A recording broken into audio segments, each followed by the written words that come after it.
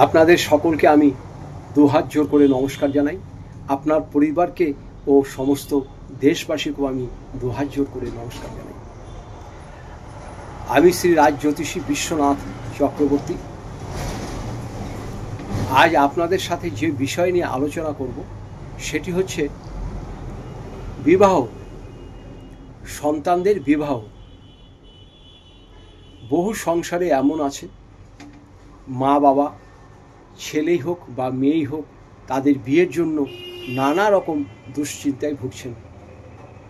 দেখা গেল একটা ছেলের 40-45 বছর বিয়ে হয়ে যাচ্ছে, বিয়ের পরে অশান্তি।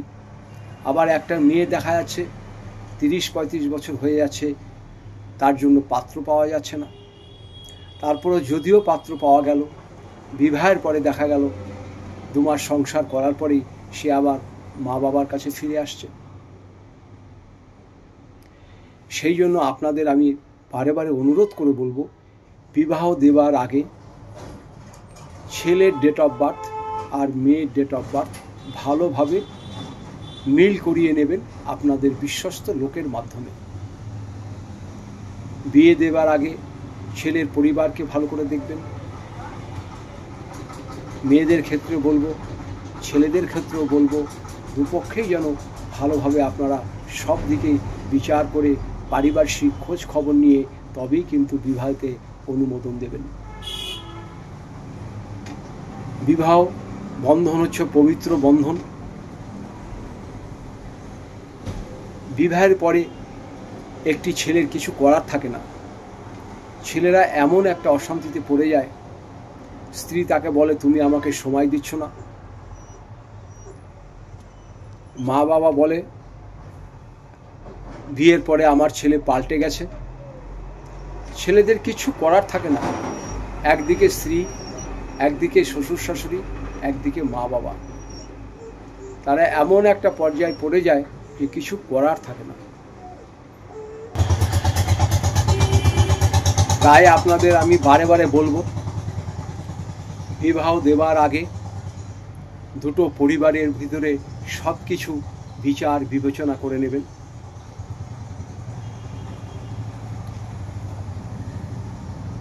মেয়েদের বিশেষ করে বলবো, যে সংসারেই বিয়ে হোক না কেন সংসারকে মানিয়ে নেওয়ার চেষ্টা করবেন। ছেলেদেরও বলবো, স্বামী স্ত্রীর সঙ্গে ব্যবহার ভালো রাখবেন।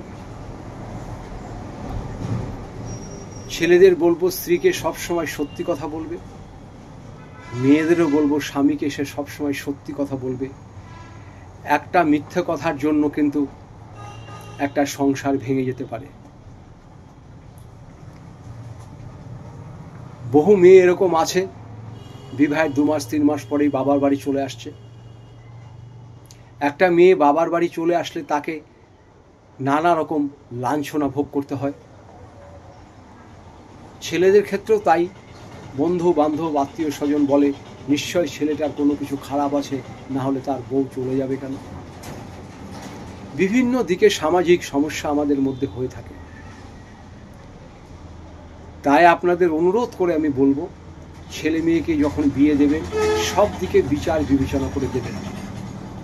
ভালো লোকের কাছে যাবেন, ভালো পরামর্শ নেবেন, ভালো করে বিবাহের জটক বিচার করবেন। অনেকে বিবাহের জন্য যজ্ঞ করছে, এ করছে ও করছে,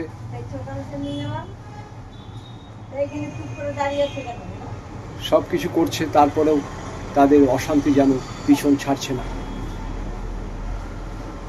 কেউ হয়তো বলছে এই যজ্ঞ করুন, কেউ বলছে এই পুজো করুন, কেউ বলছে এই মাদুলি নিন, কেউ বলছে এই কবচ নিন, তাও যেন বিবাহ হচ্ছে না।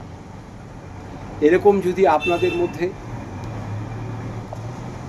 কারো কোনো সমস্যা থাকে, আপনারা তার সব জায়গা যাবেন, সব কিছু করবেন যেটা আপনাদের মনে চায়।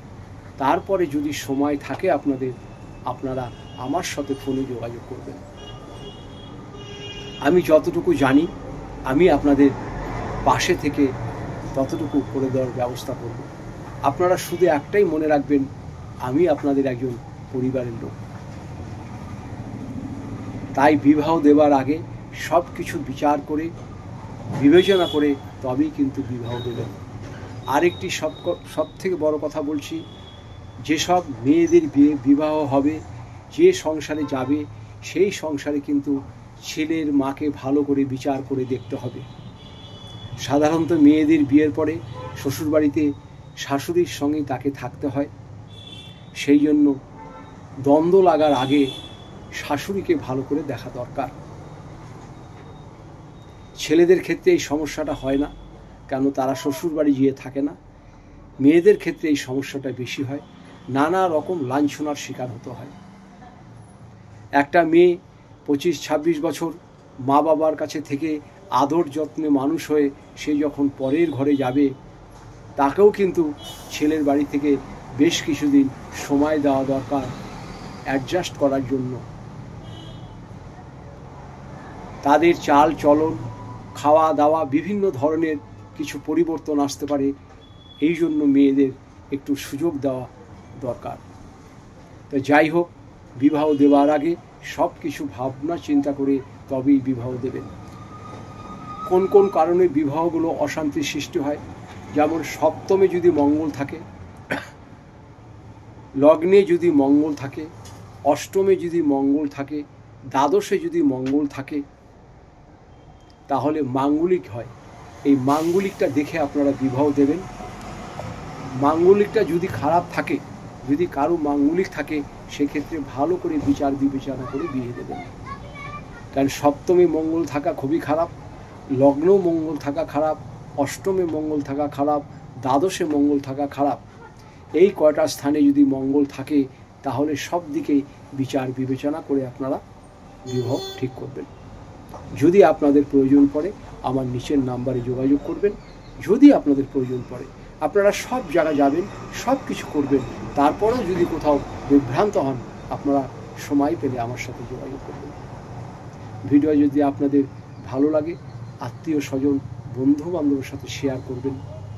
আমি যতটুকু জানি আমি আপনাদের পাশে আছি, এবং আমি আপনাদের পাশে থেকে যতটা পারি আপনাদের চেষ্টা করব ভালো থাকার। সবাই ভালো থাকবেন, সুস্থ থাকবেন। আপনাদের সকলকে আমি দোহাই জোর করে নমস্কার জানাই।